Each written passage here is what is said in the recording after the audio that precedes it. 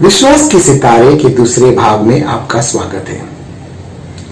हमने कल पहले भाग में और पहले श्रृंखला में ये देखा कि विश्वास एक निश्चिंतता है परमेश्वर में, एक ऐसा भरोसा, एक ऐसा आत्मविश्वास, एक ऐसा यकीन था जो परमेश्वर के वचन के अनुसार जो हम उसको पर भरोसा करते समझ लेते हैं, वो विश्वास है। कोई अंधश्रद्धा या अंधविश्वास में ये हमको कुछ ज्ञान और जानकारी में ये हम विश्वास करते हैं, और जैसे हम परमेश्वर के साथ चलते हैं और वो समझ ज्यादा बढ़ती है परमेश्वर के अंदर, वो हमारा विश्वास है जीवन के लिए, और उस जीवन के विश्वास के अनुसार हम निश्चिंत होकर परमेश्वर के साथ चलते हैं। ये विश्वास है और ये विश्वास हमें आगे बढ़ाता है। आइए आज हम दूसरा भाग विश्वास का देखें और बाकी सितारों को देखें। कल हमने 5 सितारों को देखा। पहला सितारा सृष्टि था, उसके बाद हाबिल को देखा, फिर हमने हनोक को देखा, तीसरा सितारा, चौथा नूह था और 5वां अब्राहम। और उनके जीवनों से हमको बहुत सारी बातें विश्वास के बारे में सीखने को मिला। आज हम विश्वास के सितारे 6, 7 और 8 पहले देखेंगे और आगे बढ़ता जाएगा। आइए हम विश्वास के सितारे के पास आए। इब्रानी 11:20। विश्वास के कारण ही इसहाक ने याकूब और ईसाऊ को उनके भविष्य के विषय में आशीर्वाद दिया। इसहाक ने दोनों बेटों को आशीर्वाद दिया, लेकिन इसहाक की चाहत थी कि जो आशीष वो याकूब को दिया वो ईसाऊ को दे, क्योंकि ईसाऊ उसका प्रिय पुत्र था। अंत में उसने जान लिया कि जो भी हुई उसके जीवन में हुआ वो इसलिए हुआ क्योंकि परमेश्वर का इच्छा कुछ और था, और उसने उस इच्छा को स्वीकार किया और याकूब के जो आशीष था उसको कायम रखा, क्योंकि वो जानता था परमेश्वर का बुलावा याकूब पर एक और था और इसहाक का जीवन कुछ और था। और हम जानते हैं इसमें से हमको क्या सीखने को मिलते हैं। आमतौर पर सीखने को मिलता है कि परमेश्वर पर विश्वास करना है, हमारे इच्छा के अनुसार नहीं, परमेश्वर के अनुसार हमको चलना है। पहली बात हम सीखते हैं, ये यहाँ पर हमको विश्वास मिलता है हमारे बच्चों के लिए। तो हम देखें ये 5 बातें जो बच्चों के विषय में हमको देखने को मिलता है। पहला, हमको बच्चों के लिए विश्वास रखना है। जैसे कि जब मेरी पत्नी गर्भवती हुई तो पहले बच्चे के लिए जब वो गर्भवती हुई हमें नहीं पता था, लेकिन सुबह में प्रार्थना के समय मुझे लगा कि पत्नी गर्भवती है, और जब मैंने पता लगाया डॉक्टर से तो वो गर्भवती थी, और हमको परमेश्वर ने बात की एक लड़का पैदा होने वाला है। ये हमारे बीच में और परमेश्वर के बीच में थी, कोई भविष्यवाणी बाहर से नहीं आया। और मैं चेतावनी भी देता हूँ यहाँ पर कि कोई ऐसा भविष्यवाणी लोगों के जीवन पर मत ला। हमको खुद के विश्वास में आना है, हमारे बच्चों के बारे में, पति पत्नी के बारे में, ये चीजों पर भविष्यवाणी नहीं की जाती है, लेकिन परमेश्वर बात करता है, और हमारे जीवन में भी उन्होंने बात की। हमारे दोनों बेटों के लिए उन्होंने बात की। दोनों बेटों का नाम हमने पहले से ही रखे थे और उनकी तैयारी भी हमने की, प्रार्थना भी हमने किया, क्योंकि हम जानते थे कि वो लड़के होने वाले थे। और जब वो पैदा हुआ हम परमेश्वर को धन्यवाद दिया। इस तरह से परमेश्वर बहुतों से बात करता है, क्योंकि जो भी बच्चा वो हमें देता है वो वरदान के रूप में हमें देते हैं। तो हमको विश्वास रखना है हमारे बच्चों के लिए। दूसरी बात, हमको प्रार्थना करके परमेश्वर की इच्छा खोजना है हमारे बच्चों के लिए, क्योंकि उस इच्छा के अनुसार हमको बच्चों में संस्कार डालना है, उनको सुरक्षित रखना है, बड़ा करना है, बहुत कुछ सिखाना है उनको। अंत में विश्वास वो खुद करेंगे, लेकिन उनकी तैयारी, बच्चों की तैयारी हमें करनी है, क्योंकि परमेश्वर ने ये जिम्मेदारी माता पिता को सौंपा है। दूसरा, विश्वास में हमको गला लगाना है परमेश्वर की इच्छा हमारे बच्चों के लिए। हमारी इच्छा हमेशा बहुत उत्कृष्ट रहेंगे हमारे बच्चों के लिए कि वो ऐसा होगा वैसा होगा ये, लेकिन परमेश्वर से पूछना और उस हिसाब से बच्चों को भी तैयार करे उसमें जाने के लिए। चौथा, परमेश्वर, बच्चे जो है परमेश्वर के बड़े चित्र में शामिल है, इसलिए परमेश्वर ने तुम्हें बनाया, उद्धार दिया, बच्चे दिए, ताकि वो बच्चे भी उस बड़े चित्र में शामिल हो, उस वचन में शामिल हो। और ये हम देखने को जाता है यहाँ पर कि हम बच्चे को उन परमेश्वर के तौर तरीके में बड़े करें। परमेश्वर में वो विश्वास को खुद करना है, हमको ढींग नहीं मारना है, बार बार विश्वास करो, वो करेंगे। लेकिन परमेश्वर का समझ और ज्ञान पहला जो हम देते हैं वो हमारे ओर से आनी चाहिए।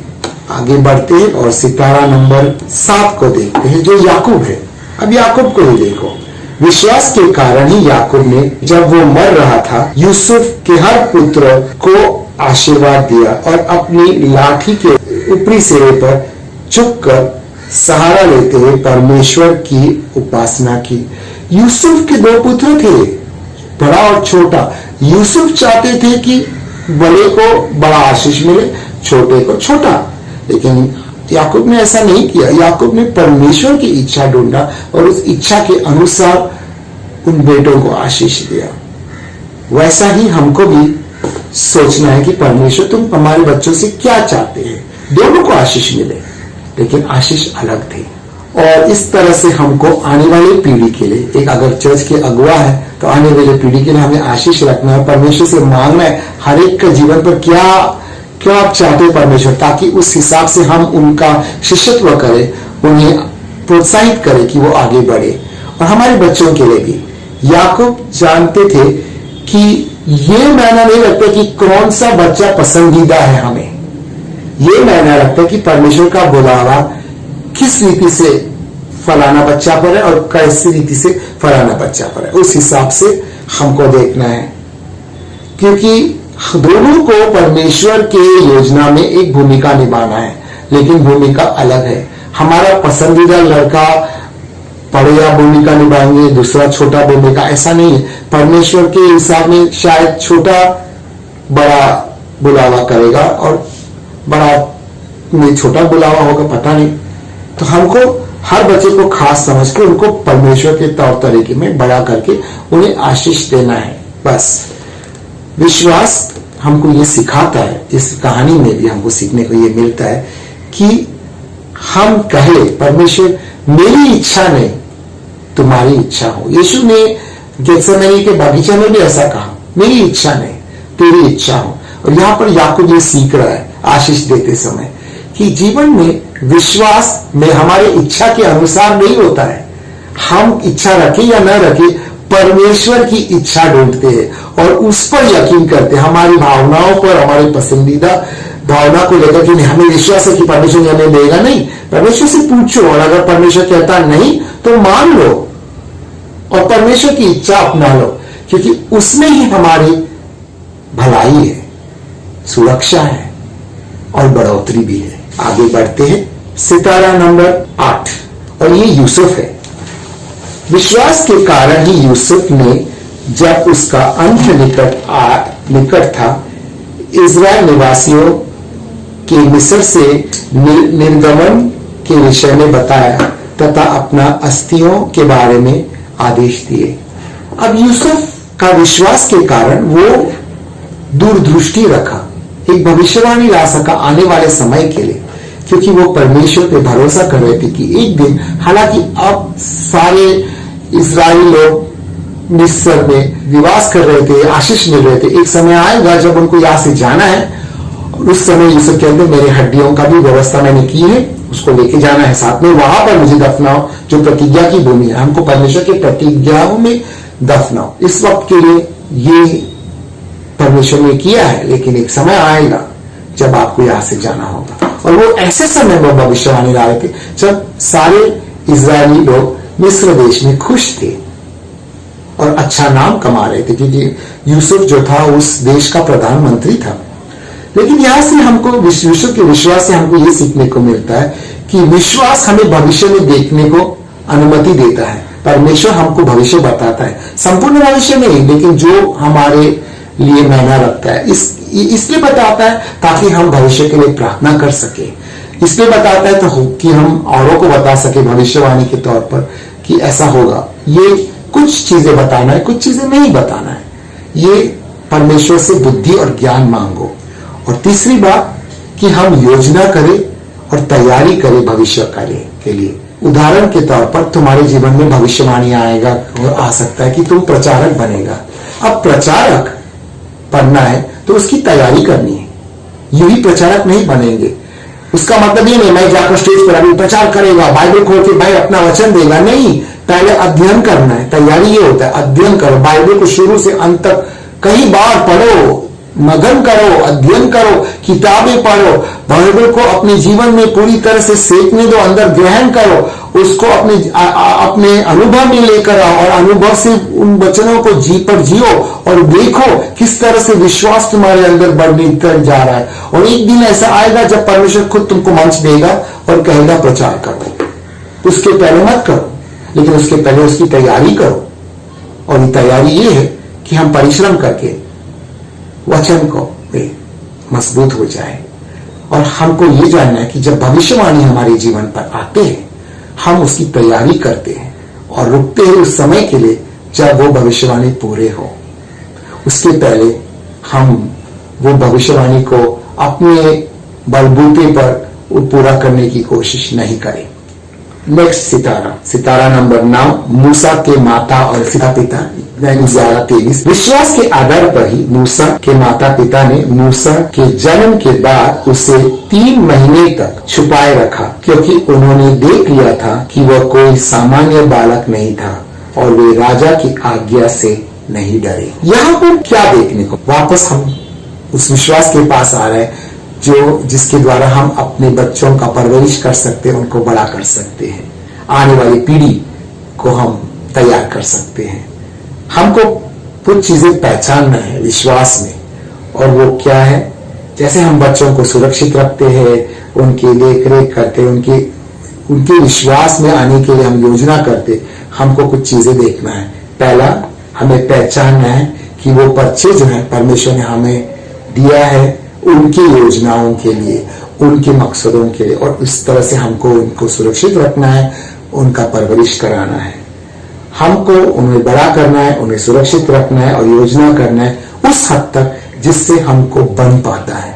हमको ऐसे चीजें नहीं करना है जहां पर बड़ी बड़ी योजनाएं करे, इच्छा रखे, हमारे बच्चे ऐसे होंगे वैसे होंगे, इसमें बड़े स्कूल में डालेंगे, ये करेंगे। नहीं, हमको हमारे जो परमेश्वर ने ऐपति दी उसके अंदर उनका परवरिश करना है। और जिस हद तक उस ऐपति के अंदर जिस हद से हमसे बनता है उतना बेहतरीन हम अपने बच्चों को दे, ताकि वो तैयार हो सके। मूसा के माता पिता सिर्फ 3 महीने रख सकते थे अपने बच्चे को संभाल के, उन्होंने 3 महीना रखा। बाद में परमेश्वर ने उनका विश्वास में आने के लिए उनको जीवन के नदी में छोड़ दिया माँ बाप ने, और उस नदी में वे मूसा को अपने भाग्य में लेकर गया, क्योंकि परमेश्वर तुमसे ज्यादा ध्यान तुम्हारे बच्चों पर रखता है और ये विश्वास तुमको करना है। हमको इसलिए हमारे बच्चों पर दबाव नहीं डालना है कि वो विश्वास करे यीशु मसीह में, हम लोग तैयार करें यीशु मसीह में बातें करें, लेकिन जीवन के नदी में उनको बहना है और उनको खुद के विश्वास में आना है, तब जाके वो अपने विश्वास में कायम रहेगा। नहीं तो वो विश्वास तुम्हारे बलबूते पर उन लोग ने किया, वो उनको जिंदगी भर परमेश्वर के साथ चला नहीं पाएगा, उनको खुद के विश्वास में आना पड़ेगा। और चौथी बात, हर एक बच्चा का एक भाग्य है, एक मकसद है जीवन में, और हमको ये पहचानना है हर एक बच्चा खास है, हर एक बच्चा परमेश्वर ने दिया है, एक भाग्य के साथ दिया है। ये मायना नहीं रखता है कि वो बच्चा भाग्य में उतर आया या नहीं, वो उनका विश्वास पर होगा, लेकिन हमें पहचानना है कि बच्चा खास है और उनको उस रीति से उनका परवरिश करना है। ये हमको मूसा के माता पिता और विश्वास के बारे में सीखने को मिलता है। आए हम सितारा नंबर 10 को देखें, वो मूसा है। इब्रानी 11:24-26। विश्वास से ही मूसा जब बड़ा हुआ तो उसने फिरौन की पुत्री का बेटा कहलाने से इनकार कर दिया। अपने पाप के क्षणिक सुख भोग की अपेक्षा परमेश्वर के संत जनों के साथ दुर्व्यवहार झेलना ही चुना। उसने मसीह के लिए अपमान झेलने को मिस्र के धन भंडारों की अपेक्षा अधिक मूल्यवान माना, क्योंकि वो अपना प्रतिफल पाने की बाट जो रहा था। मूसा जब विश्वास में आया, वो जान लिया कि ये संसार और जो इसमें वो राजकुमार था, ये सब मायना नहीं रखता। उनको परमेश्वर के राज में और परमेश्वर के लोगों के साथ अपना भाग्य और भविष्य खोजना है। विश्वास हमारी परीक्षा लेगा, जैसा मूसा का लिया जा रहा था, का लिया। और वो ये है कि हमारी वफादारी किसके प्रति है? परमेश्वर के प्रति। क्या हम अपना परिवार या अपना कामकाज और कार्य, भविष्य जो है, हमारा धन संपत्ति, हमारा नाम, प्रतिष्ठा, इन सारी चीजों को परमेश्वर से अधिक मूल्यवान समझेंगे या उनको कम मूल्यवान समझेंगे? और ये परीक्षा होती है। ये सारी सौभाग्य को छोड़े और परमेश्वर के साथ चले। हर एक का जीवन में ये आता है। मुझे याद है जब सिल्विया और मैं शादी करके ट्रेनिंग के लिए निकले थे, हमने बड़ी बड़ी नौकरी त्यागा क्योंकि हम जानते थे परमेश्वर ने हमें बुलाया है। तो हजारों का बहुत बड़े रकम की नौकरी और बड़े पद की नौकरियों को छोड़कर 1,000 रुपए महीना का स्टाइपेंड में ट्रेनिंग में चला गया। ये जानते कि ये भी नहीं जानते थे इसके बाद क्या होगा, लेकिन परमेश्वर हमारी देखरेख करेंगे। परमेश्वर ने हमें बुलाया है तो हमें इस विश्वास के चाल में चलना है। लेकिन ये हमारा विश्वास होना चाहिए, सिर्फ हमारा रहम नहीं। दूसरी बात हम देखते हैं यहाँ पर मूसा की इस घटनाओं में कि विश्वास हमें बुलाता है कि हम चुनाव करें, बलिदान करें, ताकि वो चुनाव और बलिदान ये साबित करे कि हमारा खजाना, हमारा पुरस्कार क्या है या कौन है। क्या हमारा नाम, हमारा शौहरत और हमारा धन दौलत, हमारा कार्य, ये सब चीजें, परिवार, ये इसमें हमारा खजाना है या परमेश्वर में हमारा खजाना है? हम अंग्रेजी बोलते हैं, हम अंग्रेजी बोलने वालों में गिना जाता था, अभी भी गिना जाते हैं। लेकिन परमेश्वर ने कहा कि मैं घमंडी हूं और मुझे सीखना है हिंदी बोलना। बहुत साल पहले की बात है ये, ताकि एक दिन मैं गांव में जाऊं, उनका नाम का प्रचार करे और उसके द्वारा मैं मेरे भाग्य को पूरा करे। और मैंने कहा परमेश्वर मैं हिंदी सीखूंगा, हिंदी बोलूंगा।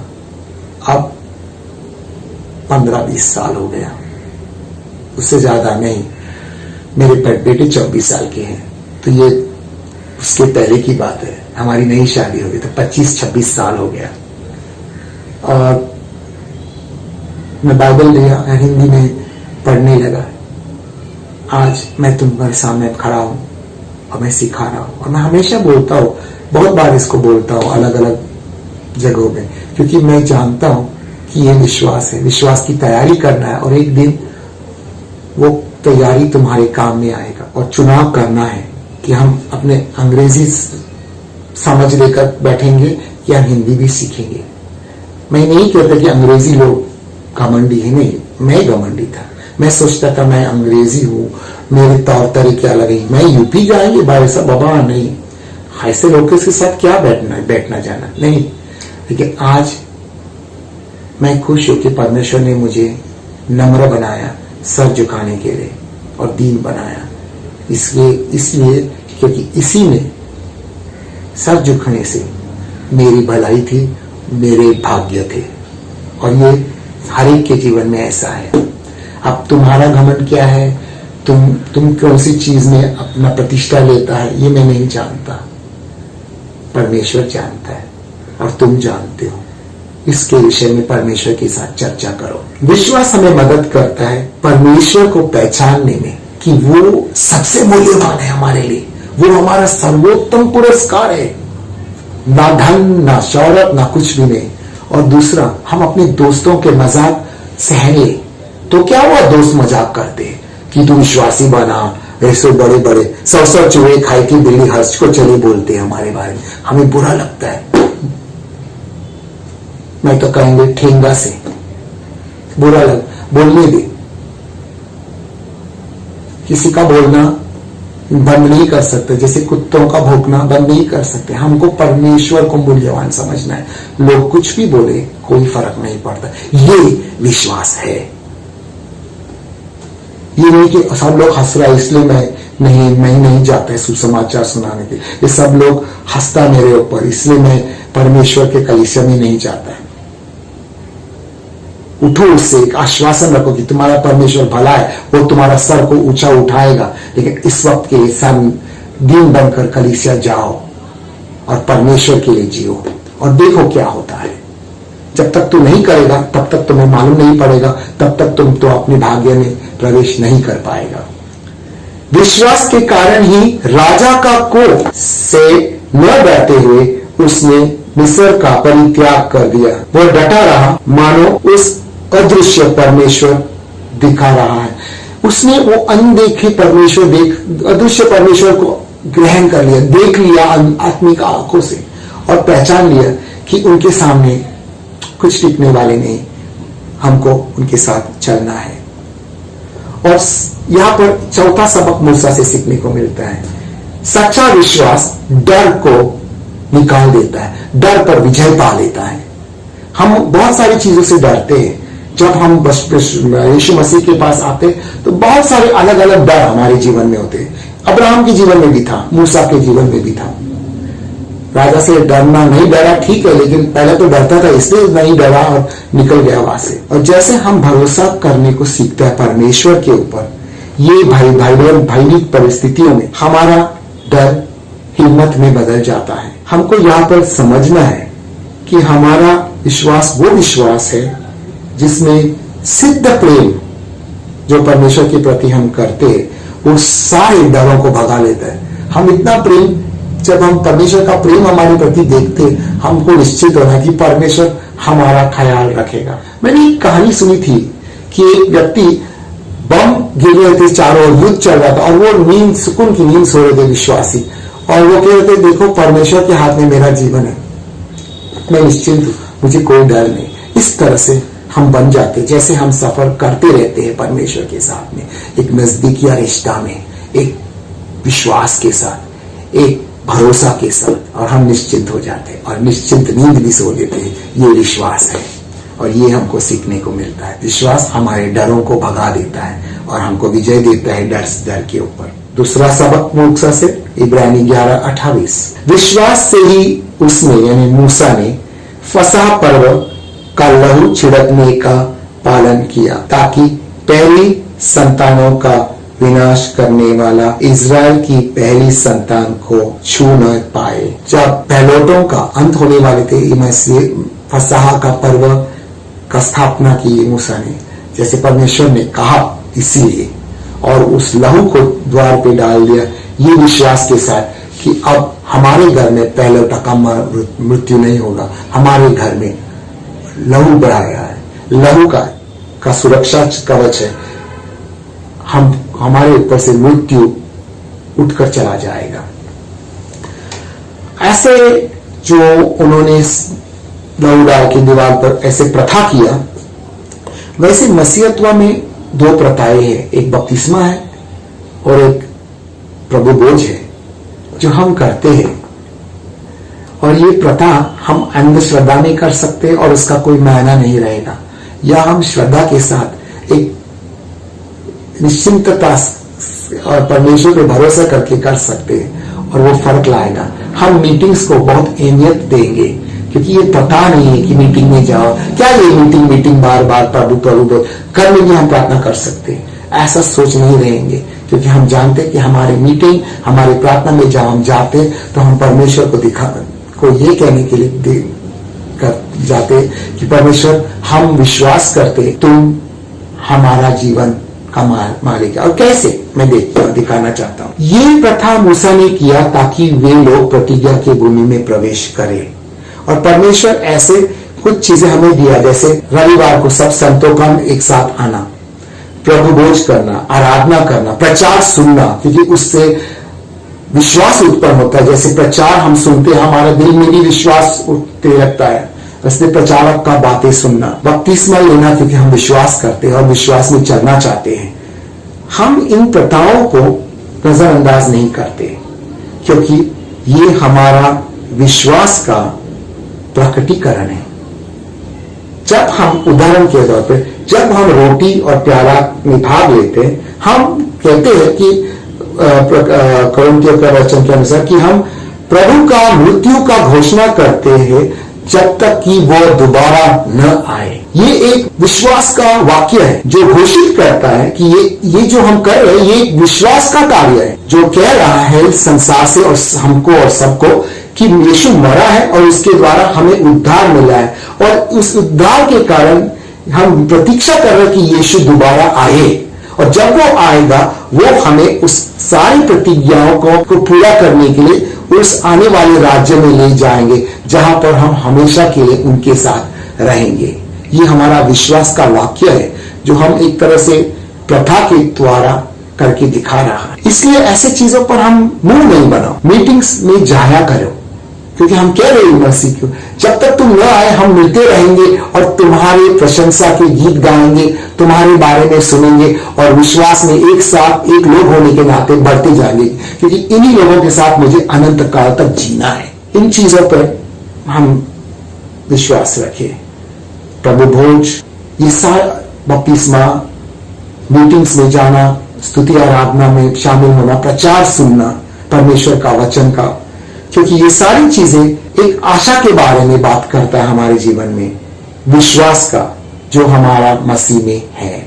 और ये विश्वास का 5वां सबक है मूसा का जीवन से। अब हम इब्रानी 11:29 के पास आता है। विश्वास के कारण ही लोग, मूसा और वो लोग, लाल सागर से ऐसे पार हो गए जैसे वो कोई सूखी धरती हो, किंतु तब मिस्र के लोगों ने ऐसा करना चाहा तो वे डूब गए। इस जीवन से अनंत जीवन में प्रवेश करना है तो सिर्फ मसीहा के द्वारा होगा, विश्वास के द्वारा होगा। अन्य जाति नहीं प्रवेश कर पाएगा नया जीवन में, और ये नया जीवन तुम्हें प्राप्त हुआ है तुम्हारा विश्वास के कारण।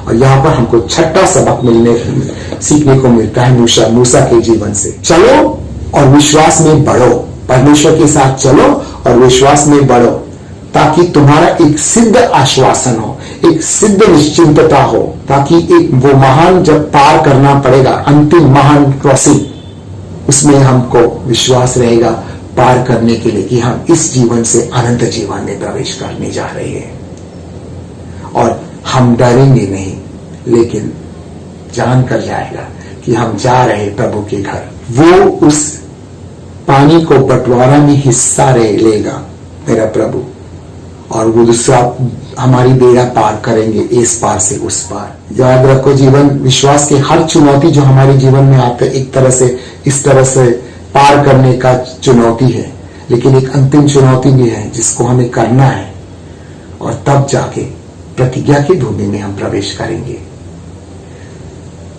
ये हमको सीखने को मिलता है यहाँ पर कि विश्वास का अंतिम जो चुनौती है मृत्यु का, वो हम करें, और ये आश्वासन के साथ करें कि हम इस संसार से अनंत काल के जीवन में जा रहे हैं। तब क्योंकि हमारे सारे शत्रु अविश्वास के हैं, वो वहां नष्ट होगा। वो सारे शत्रु जो इस जीवन में तुम्हें सताता है, पाप, मृत्यु, पाप, दर्द, दुख, जो भी तुम्हारा शत्रु है, वो नहीं जा सकेगा पार करके। ये इस जीवन तक ही सीमित है। और इसलिए बाइबल कहता है एक ऐसा समय आता है जब हम लाल समुद्र पार करें या नदी पार करके दूसरे ओर चले जाते हैं, और वहां पर कोई दुख नहीं होगा, कोई बीमारी नहीं होगा, कोई आंसू नहीं बहाएगा, और कोई मृत्यु नहीं होगा। ये मरने का विश्वास है। मेरा एक प्रेरणा है एक व्यक्ति का जो मैंने हमेशा दिल में रखा है। ये व्यक्ति का अंतिम समय आया, उन्होंने अपना परिवार को बुलाया और बोला मैं बीमार हूं और मेरा अंतिम समय है और प्रभु मुझे लेने आ रहा है, मैं देख पा रहा हूं कि वो आ रहा है, इसलिए आओ, मैं हरेक को आशीष देना चाहता हूं। और उन्होंने हरेक को आशीष दिया, पीछे लेटा और अलविदा कहकर प्रभु के पास चला गया।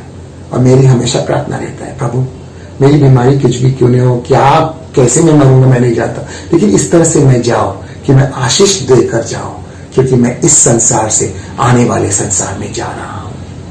और लोग इस पर बात करना नहीं अच्छा लगता है, लेकिन विश्वास के बारे में अगर बात करनी है तो इसके बारे में बात न करें, ये नामुमकिन है, क्योंकि हमारा विश्वास मृत्यु के आने वाले समय के लिए भी है। और ये हमने कल भी देखा, आज भी देखा। यहाँ पर हम मूसा के सबक, सितारे में जो सबक देखने थे वो समाप्त करते और आगे और एक सितारों को देखने से जाते हैं। और ये यहाँ पर 11वां सितारा है यहोशुआ, और यहोशुआ के संदर्भ में हम यरीहो नगर चले जाते हैं, जहां पर इब्रानी 11:30 में लिखा है, विश्वास के कारण ही यरीहो का नगर पर कोटा लोगों के 7 दिन तक उसके चारों ओर परिक्रमा कर लेने के बाद ढह गया। यानी यरूशलेम की दीवार 7 दिन पर लोगों का उसके चारों ओर घूमने के बाद 7 दिन तक वो दीवारें गिरे। ये विश्वास के द्वारा हुआ। जो बातें परमेश्वर ने की, उन्होंने लोगों ने इन पर विश्वास किया, यहोशू ने विश्वास किया और ये हुआ।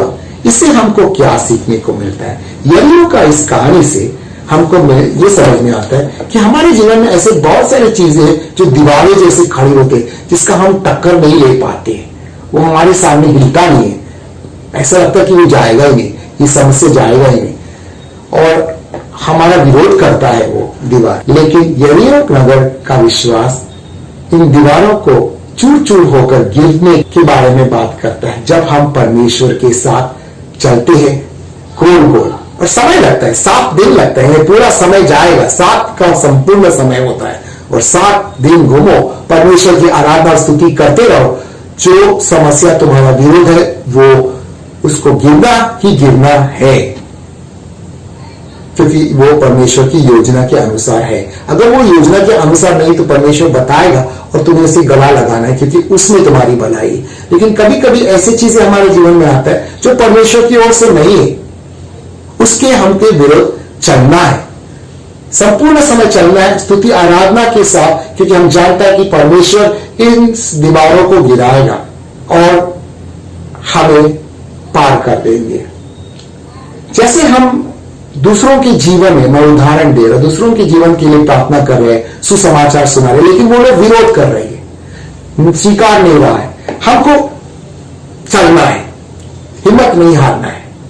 यानी मतलब हिम्मत नहीं हार, पूरा 7 दिन यानी पूरा समय चलो, आराधना करो, स्तुति करो, प्रभु के गुणगान गाओ और चलो। और 7वां दिन समय पूरा होने के बाद यरीहो के दीवार गिरेंगे और राहेब और उनके परिवार जो है उद्धार पाएगा।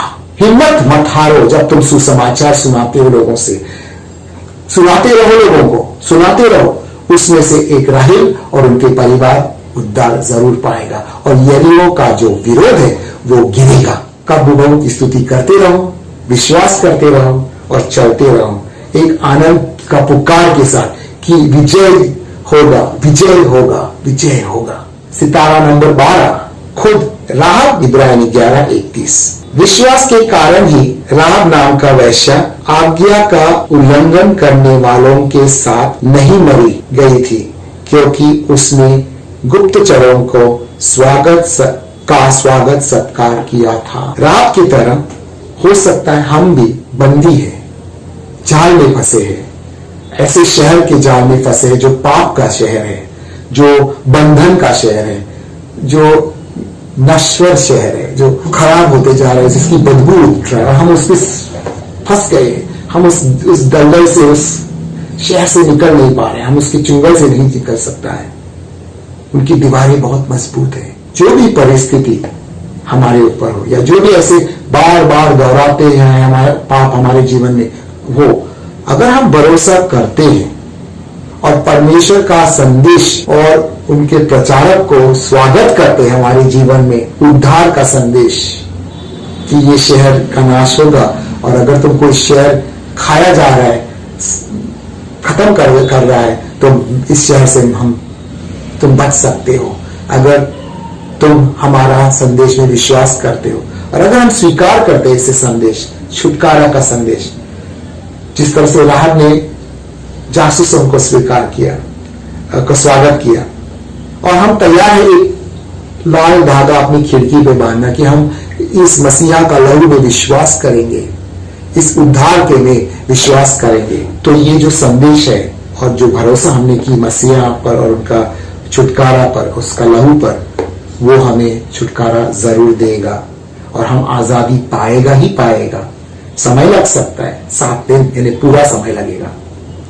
शॉर्टकट फटाफट नहीं, नेस्कैफे नहीं, समय लगेगा लेकिन होगा और हम आजाद होगा, विजय पाएगा, हम विजेता माना जाएगा, में गिना जाएगा जैसे राहब को गिना जाता है और यीशु मसीह का वंशावली में इस वैश्या का नाम गिना जाता है, क्योंकि हर एक बंधन और हर एक परिस्थिति यीशु मसीह के सामने टूट जाता है और हम आजाद पाते हैं विश्वास के द्वारा। विश्वास करो। अगर तुम उलझन में हो, फंसे हैं, तुमको नहीं समझ में आ रहा है कि ये बंधन कैसे टूटेंगे, परमेश्वर पे भरोसा रखना है और उनकी बात सुनना है और उस संदेश के अनुसार परमेश्वर को अपना विश्वास दे और देखो सारे बंधन टूटता है। विश्वास ही है जो सारे बंधन को तोड़ता है और यीशु मसीह में हमें आजाद करते हैं। यहां पर लेखक कहता है इब्रानी 11:32 में, अब मैं और अधिक क्या कहूं, गिदोन, बाराक, शिमशोन, यिफ्ता, दाऊद, शमूएल तथा अन्य नबियों की चर्चा करने का मेरे पास समय नहीं है। 12 के बाद ये इब्रानी का लेखक कहता है मैं ऐसे चलता जाएगा, कितना, मेरे पास उतना समय नहीं है और मेरे पास में भी नहीं है ये करने के लिए और आपके पास भी नहीं रहेगा, क्योंकि ये 1 घंटे का समय है और 42 मिनट अब पूरा हो गया है। तो वो यहां पर एक सारांश देता है और प्रोत्साहित करते हैं इन स्त्री पुरुषों के जीवन के द्वारा कि विश्वास क्या कर सकता है हमारे जीवन में।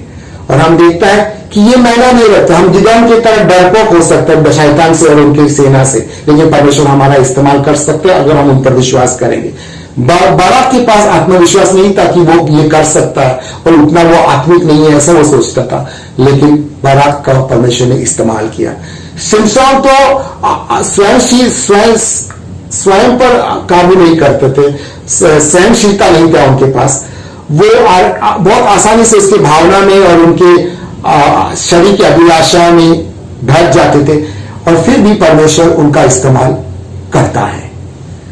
यफ्ता तो रौड़ी में गिना जाता था और उनको कोई स्वीकार नहीं रहा था, लेकिन परमेश्वर ने उनका इस्तेमाल किया। शमूएल शाऊल राजा से डरते थे, फिर भी उन्होंने दाऊद को अभिषेकित किया और दाऊद एक मामूली लड़का था, वो भी चरवा, लेकिन परमेश्वर ने उनको बड़े सपने दिए और उनका बड़ा इस्तेमाल किया। और ये मैंने नहीं रखता हम कैसे हैं, कौन है और क्या है। अगर हम इस विश्वास के बलबूते पर जीते हैं, हम निश्चिंत है और हमें वो निश्चिंत होना है कि परमेश्वर हमारे जीवन को आकार देंगे, मकसद देंगे और इस्तेमाल करेंगे उनकी प्रतिज्ञाओं में, उनके योजनाओं में और उनके राज्य में। ये हमको इब्रानी सिखाता है। ये मैंने नहीं रखता कि परमेश्वर ने तुम्हें बुलाया तो क्या अभी मैं क्या करूं, मैं इसके काबिल नहीं हूं, क्योंकि वो तुम्हारे साथ है। तुम कैसे भी क्यों ना हो, वो तुम्हारे साथ है और जो तुम्हारा विश्वास का चाल है उसमें वो ये सारी बातें पूरा करेगा। लेकिन चलो उनके साथ में, उसने तुम्हारे लिए योजना रखी है और अगर हम ऐसे करते हैं तो इब्रानी 11:33 कहता है, जिन्होंने विश्वास से राज्यों को जीत लिया, धार्मिकता के कार्य किए तथा परमेश्वर के जो देने का वचन दिया था उसे प्राप्त किया, जिन्होंने सिंहों का मुंह को बंद कर दिया। 34 लपलपाती लपटों के क्रोध को शांत किया तथा तलवार के धार से बच निकले, जिनकी दुर्बलता ही शक्ति में बदल गई और युद्ध से जो शक्तिशाली बने तथा जिन्होंने विदेशी सेनाओं को छिन्न भिन्न कर डाला। कि जैसे हम विश्वसनीयता से परमेश्वर के साथ चलते हो, हमारा पूरा आश्वासन निश्चिंता के साथ, हम आत्मविश्वास के साथ, तो उसका जो महान शक्ति और सामर्थ में हम जीवन में देखने लगते हैं, भरोसा करने लगते हैं मसीह पर, तो जोशुआ और दाऊद की तरह हम राज्यों को पर विजय करेगा, अंधकार के राज्यों पर विजय देखेगा। शमूएल और देबोरा की तरह हम गरीबों और जरूरतमंदों को परमेश्वर के राज्यों में मदद कर पाएगा और न्याय दे पाएगा। कैलेब और यहोशू कैलेब की तरह परमेश्वर की प्रतिज्ञाओं को देखेंगे कि हमको वो जो परमेश्वर ने प्रतिज्ञा की वो हमको मिलेगी इस जीवन का। और डैनियल के जैसे हम जो सिंह है, शैतान घूम रहे उसके मुंह बंद कर देगा। कितना इतना ही जरूरी पड़ता है कि हमको आश्वासन है कि वो हमारे साथ है, और वो जो हम में है वो ज्यादा सामर्थ्य है, ज्यादा भरोसे के लायक है। हालांकि जो वो लोग जो संसार में है, या वो जीव जो संसार में है, यानी शैतान। और ये भी जानना जरूरी है कि उनके द्वारा तुम सब कुछ कर सकते हैं, क्योंकि वो तुम्हें सामर्थ्य देता है। अगर हम ऐसा जीता है तो हमको पूरा कॉन्फिडेंस होता है, क्योंकि वो तुम्हें कभी छोड़ेगा नहीं, कभी त्यागेगा नहीं। और जब तुम अंगारों का सामना करोगे, जैसे शद्रक, मेशक और अबेदनेगो ने किया, वो तुम्हारे साथ साथ बना रहेगा और तुम्हारी गवाही को कायम रखेगा। तुम उनमें सामर्थ पाएगा अपनी कमजोरी के समय में, उनकी उपस्थिति में तुम ये सामर्थ पाएगा, जैसे हेजिकिया ने पाया, दाऊद ने पाया, सिमसान ने पाया, गिदोन ने पाया। वो तुम जान सकेगा उसका वो आश्वासन, और ये गा सकेगा जैसे हम पुराने गीत गाते थे, उनके साथ, उनके बगैर मैं कुछ नहीं कर सकता, उनके साथ मैं सब कुछ कर सकता हूं। ये तुम्हारा गीत हो जाएगा, क्योंकि तुम अब उनको जानने लगा है। और विश्वास और कुछ नहीं है कि प्रभु को और गहरी रीति से हम जाने। और हम आएंगे 35वां वचन, और क्या लिखता है?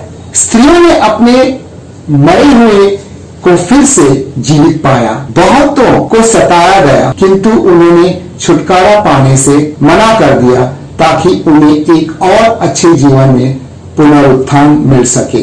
इब्रानी 36। कुछ को उपहासों और कोड़ों का सामना करना पड़ा, जबकि कुछ को जंजीरों से जकड़ कर बंदीगृह में डाल दिया गया। 27, 28, 39। कुछ पर पथराव किया गया, उन्हें आड़े से चीर कर 2 फाक कर दिया गया, उन्हें तलवार से मौत के घाट उतार दिया गया। वे गरीब थे, उन्हें यातनाएं दी गई और उनके साथ बुरा व्यवहार किया गया। वे भेड़ बकरियों के खाले आड़े इधर उधर भटकते रहे, यह संसार उनके योग्य नहीं था। वे बियाबानों और पहाड़ों में घूमते रहे और गुफाओं और धरती में बने बिलों में छिपते छिपते फिरे। अपने विश्वास के कारण ही इन सब को सराहा गया। फिर भी परमेश्वर को, जिसका महान वचन उन्हें दिया था, उसे इनमें से कोई भी नहीं पा सका। परमेश्वर के पास अपनी योजनाओं के अनुसार हमारे लिए कुछ और अधिक उत्तम था, जिससे उन्होंने भी बस हमारे साथ ही संपूर्ण सिद्ध किया जाए। और 12 का पहला वचन, क्योंकि हम साक्षियों के ऐसे इतनी बड़ी भीड़ में घिरे हुए हैं, जो हमें विश्वास का अर्थ क्या है इसको साक्षी देते हैं। इसलिए आओ, बाधा पहुंचाने वाली प्रत्येक वस्तु को और उस पाप को जो सहज में ही हमें उलझा लेता है, झटक फेंके, और वह दौड़ जो हमें दौड़नी है, आओ धीरज से के साथ उसे दौड़े। अब यहाँ पर हमने देखा है कि क्या कहता है इन वचनों में, ये बाकी 6-7 वचन क्या कहता है। उस स्त्री की तरह जो एलीशा ने पुत्र को जिलाया और वापस दे दिया, वैसे भी परमेश्वर चमत्कार हमारे जीवन में भी करेंगे और करते रहेंगे जब हम उनके साथ चलते हो। और ये एक आनंदमय आश्वासन है और भरोसा है परमेश्वर में कि वो हमारा चंगाई करते हैं, बहुत कुछ करते हैं। लेकिन इससे बढ़कर हम बहुत सारे मुसीबत, सताव और परेशानी को झेलना भी है, इसके लिए भी यीशु ने हमें बुलाया है। ये सारा हमारा विश्वास का सफर का हिस्सा है और हिस्सा रहेगा। ऐसे समय जब हम सताव में हैं या मुसीबत झेल रहे हैं, या बुरे समय आए जैसे अब चल रहा है बीमारी की वजह से, लॉकडाउन वगैरह, ऐसे समय में ये आता है ताकि हमारी परीक्षा हो और उसमें हम विश्वास में खरे उतरे, ताकि हमारी परिवर्तन हो एक स्तर का महिमा से दूसरा स्तर तक विश्वास में। ये इसलिए है और हमको उसे अपनाना है ताकि इसमें हम परिवर्तित हो। लोगों को आजकल ये बात पसंद नहीं है, सताव की बात करें तो शैतानी है। नहीं, बिल्कुल नहीं। परमेश्वर ऐसा नहीं कहता है। परमेश्वर ऐसे होने देते हैं ताकि हम उस सताव की भट्टी में सोने की तरह शुद्ध हो जाए। याद रखें, उन तारों को जो हमारे पहले चले गए हैं, सिमसोन को अंधा कर दिया गया था और बंदीगृह में बंद कर दिया था जंजीरों में। जकरया को तलवार से काट दिया गया था मंदिर के सीढ़ियों पर।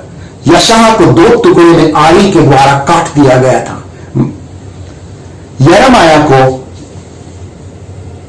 जंजीरों में बांधकर लेकिन यार बाद में उन पर पथराव की गई। एलिय्याह तो गुफा में रहता था, छुपते थे रानी से, क्योंकि उनका जीवन में जान पर खतरा था। हिजकिय्याह और उनके लोग ने सूखा और अकाल शत्रुओं के कारण झेल लिया। और इनके ऐसे मैं बोलते जा सकता हूं, ये सारा काफी नहीं है, क्योंकि मसीह ने हमें बुलाया है पीड़ा उठाने के लिए, और पीड़ा उठाते उठाते हमको वो मजबूत बनाता है और धीरज देता है ताकि हम उनके साथ चले और एक महिमा का दर्जा से दूसरा महिमा के दर्जा तक जाए, ताकि हम सोने की तरह चमकने लगे, तारे की तरह चमकने सकते हैं ऐसे अंधेरे समय में। याद रखें ये बातें, और ये हम याद रखें कि हम इस बड़े झुंड का, गवाहों का झुंड का एक हिस्सा है जो हमारे पहले गए हैं। और जैसे हम ये दौड़ रहे हैं जिसके लिए हमको बुलाया गया, वे लोग हमारी सराहना कर रहे हैं, शाबाशी दे रहे, तालियां बजा रहे हैं। इसलिए आनंदित रहो, और साथ में उनके साथ में हम भी परमेश्वर के साथ वो परिपूर्णता की प्रतिज्ञाएं पाएंगे आने वाले युग में। अंत में वो परमेश्वर का राज्य को आना ही आना है, और वो सारी प्रतिज्ञाएं और हमारा पूरा संपूर्ण भाग्य को पूरा होना है, जो इस जीवन से आगे चला जाता है अनंत काल में, और वो अनंत काल की बात है। इसलिए हम यहां पर उस अंतिम प्रतिज्ञा, उस अंतिम सितारा, जो सितारों का सितारा कहलाया जा सकता है, उसके बारे में हम कहकर समाप्त करेंगे, और वो है सच्चा दाऊद का सितारा, हमारा प्रभु यीशु मसीह। और इब्रानी 12:2 में ये लिखा है, हमारे विश्वास और गुआह और उस संपूर्ण सिद्ध करने वाले यीशु पर आओ हम दृष्टि लगाए, जिसने अपने सामने उपस्थित आनंद के लिए क्रूस का यातना झेली, उसकी लज्जा की कोई चिंता नहीं की, और परमेश्वर के सिंहासन के दाहिने हाथ पर विराजमान हो गया। ये हमारा भाग्य का लेखक है, और उन्होंने पीड़ा उठाया हमारे खातिर। उन्होंने नंगा क्रूस पर सजा सह लिया और उसका लज्जा नहीं किया, ताकि हम लज्जित ना हो। और अगर हमारा मालिक और हमारा परमेश्वर ये करने के लिए तैयार हो गया, सब इस तरह की बातें झेलने के लिए तैयार है, तो हमें भी होना है, और हमको मदद मांगनी है, उनसे अनुग्रह मांगनी है हमारी जरूरत के समय में, ताकि हम खरा उतरे। ये यीशु मसीह, ये हमारा सर्वोत्तम तारा है। और जो बुजुर्ग थे, जो उनके पहले जो तारे गए थे, वो उनको शाबाशी इसलिए मिले क्योंकि उन्होंने यीशु मसीह को दूर से देखा और उनको गले लगाया और अपनाया। हम तो बहुत सौभाग्यशील है कि वो हमारे अंदर जीवित है, हमारे दिलों में पवित्र आत्मा के द्वारा। इसलिए हम अपनी आंखों उन पर ताके रखें, क्योंकि वो हमारे भाग्य को खोल देंगे जैसे हम उनके साथ चलेंगे विश्वास के साथ। और हमारा ये खोज होनी चाहिए कि हम उसको सब कुछ बनाए, हमारा सर्वस्व बनाए।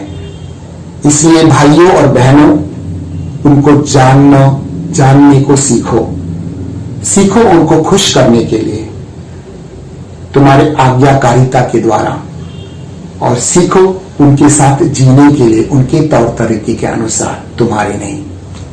और इससे मैं कहूंगा, विश्वास का सैर अब के लिए बंद। आमीन। अलविदा। परमेश्वर तुम्हारे साथ बने रहे।